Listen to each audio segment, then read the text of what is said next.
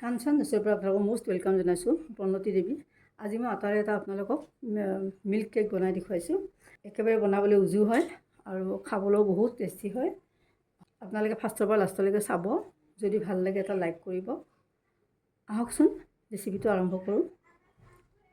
আটাৰ milk cake বনাবলৈ লৈছোঁ। এই আটা লৈছোঁ 200 গ্ৰাম, যিটো নৰ্মেল আটা, অমৃত আটাটো নহয়, মিহিটো নহয়, অলপ এটা পায় এনেকুৱা আটা। তাৰপিছত একেবাৰে মিহি নহয় আটা লৈছোঁ। আৰু এয়া লৈছোঁ বাদামটো 100 গ্ৰাম, আলমণ্ড। আৰু এয়া লৈছোঁ মাখানে 150 গ্ৰাম। এয়া ঘিউ লৈছোঁ 80 গ্ৰাম। আৰু এইখিনি লৈছোঁ ৱাটাৰমেলন চিডছ আৰু পামকিন চিডছ। এইখিনিও আমি এনেকৈ ইউজ কৰিম। এতিয়া বৰ্তমান আমি মিল্ক কেকৰ কাৰণে য'ত আমি বনাম কৰি এইটো তেল অকণ দি লৈছোঁ। এইখিনি আধা চামুচ, সৰু চামুচে দি আধা চামুচ তেল দি লৈছোঁ। এইটো আমি অলপ গ্ৰীচ কৰি লওঁ।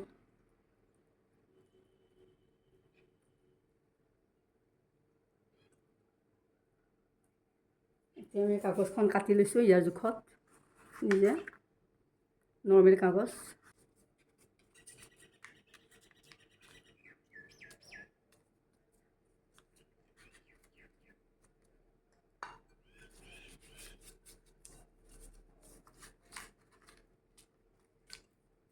এইখন আমি কৰি ল'লোঁ। আমি কেৰাহীটো পাতিলোঁ, গেছ অন কৰিলোঁ। এইটো ননষ্টিকি কেৰাহী। এতিয়া আমি প্ৰথমতে নৰ্মেল ভাজিম, মানে ঘিউ চিউ নিদিওঁ। ৱাটাৰমেলন চিপ্ছখিনি ভাজি দিছোঁ আৰু পামকিন চিপ্ছখিনি একেলগে বনাই ভাজি দিছোঁ। অলপমান মানে আধা মিনিটমান ভাজি মানে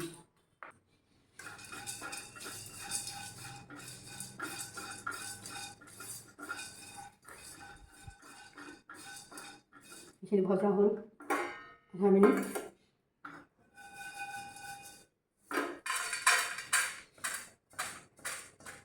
মাখানে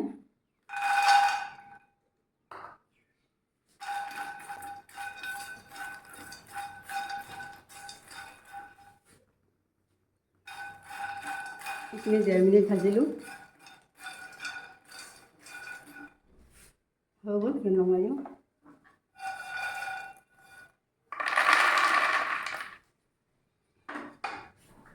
এতিয়া আমি বাদামখিনি ভাজিম, আলমণ্ডখিনি।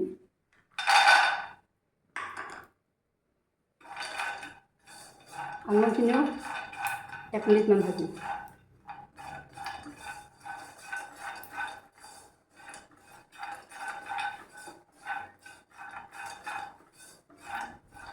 এইখিনি 1 মিনিট হ'ল, মানে নমাই দিলোঁ।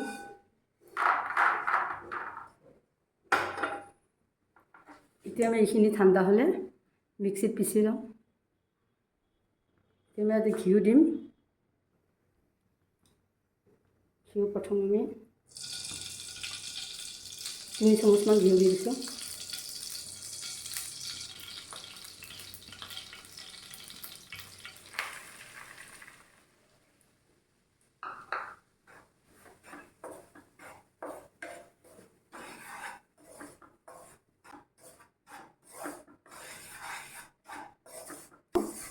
ছয় মিনিট ভাজিলোঁ, কিন্তু আৰু অলপ ভাজিব লাগিব। একদম অলপমান ৰংটো চেঞ্জ কৰিম, মানে ৰংটো আগতকৈ বহুত চেঞ্জ হ'ল। কম জুইত ভাজিছোঁ, এতিয়াহে অলপ জুইটো দি দিছোঁ। অলপ সময় 1 মিনিটমান এনেকৈ 8 মিনিট ভাজিলোঁ। আটাখিনি হৈ গ'ল ভজা। এতিয়া ইয়াতে এইখিনি ড্ৰাই ফ্ৰুটছখিনি, যিখিনি মাখানে আৰু আলমণ্ডৰ গুড়ি কৰি ল'লোঁ, এয়া ইয়াত দি দিছোঁ। আমি মানে টেষ্টটো বঢ়াবলৈ অলপমান ড্ৰাই ফ্ৰুটছৰ গুড়ি দিছোঁ। এতিয়া আমি এইখিনি হৈ গ'ল, নমাই লওঁ। অফ কৰিছোঁ গেছটো অফ কৰিলোঁ। কিন্তু এতিয়া আমি অলপমান গাখীৰ দি দিছোঁ ইয়াতে।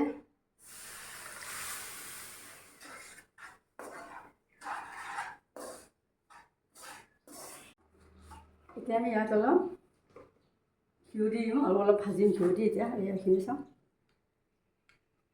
আধা 50 গ্ৰামমান ঘিউ আছে, দি দিছোঁ।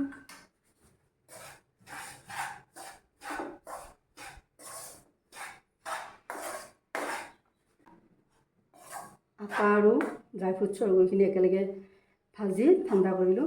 ইয়াতে আমি ঠাণ্ডা হোৱাৰ পিছত আমুল গাখীৰ অলপ আমুল মিল্ক পাউডাৰ আধা কাপ দি দিছোঁ।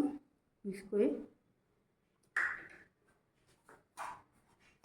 আমি ঠাণ্ডাত মিক্স কৰি দিছোঁ।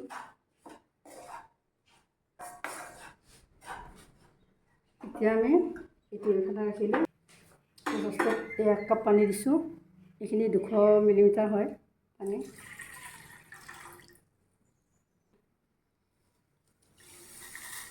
চেনি অলপ কমাই দিছোঁ। এইখিনি উতলি আছে চেনি পানীখিনি। আমাৰ এইখিনি হ'ল, এটা বান্ধিছে। এতিয়া আমি এইখিনি যে ভাজি থৈছোঁ, গুড়ি কৰি ধুনীয়াকৈ থৈ দিছোঁ ভাজি, ইয়াতে আমি দি দিম চাটনিখিনি।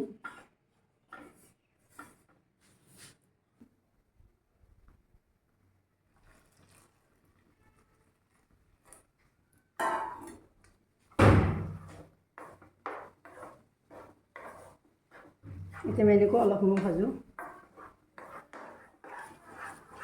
এইখিনি হৈ গ'ল, আমি অফ কৰি দিলোঁ। ৰেডি কৰি থৈছিলোঁ। ইয়াত আমি অকণমান তলতে পাম্পকিন চিডছ আৰু ৱাটাৰমেলন চিডছ অলপ দি দিছোঁ। আমি ইয়াতে এতিয়া দি দিওঁ।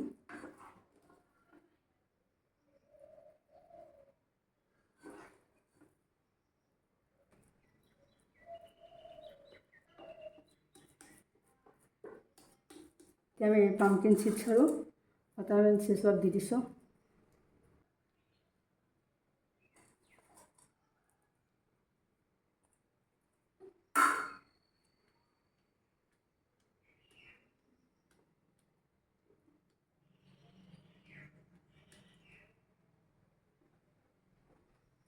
হৈ গ'ল।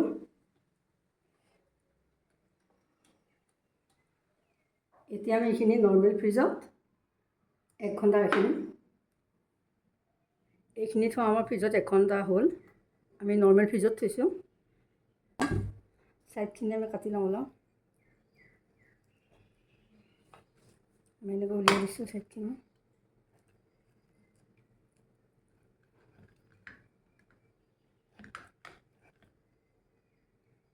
কেনেকুৱা চাওঁ, উলিয়াই লওঁ।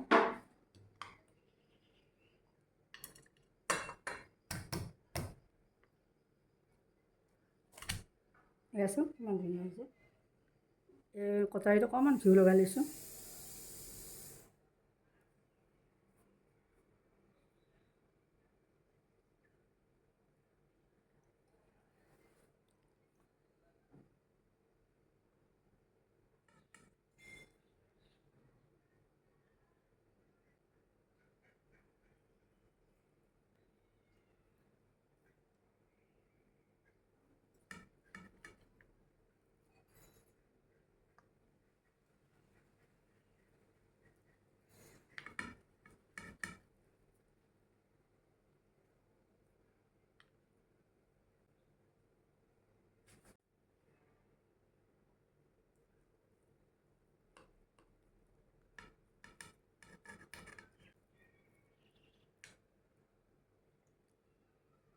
আমি এইখিনি অলপ এনেকৈ কাটি দিম, দীঘলে নাকাটো।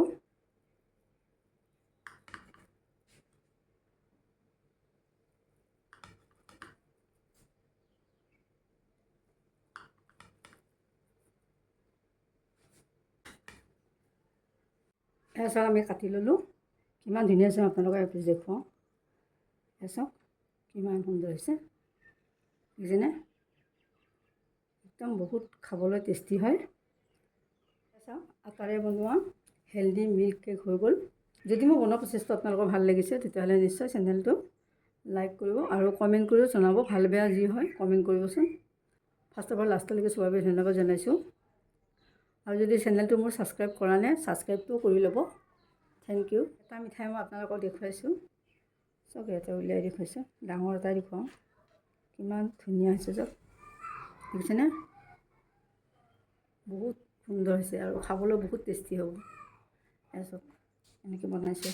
এইটো ডাঙৰকৈ বনাইছোঁ আৰু এটা অলপ সৰুকৈও বনাইছোঁ। আপোনালোকে এনেকৈ ট্ৰাই কৰিব। Thank U.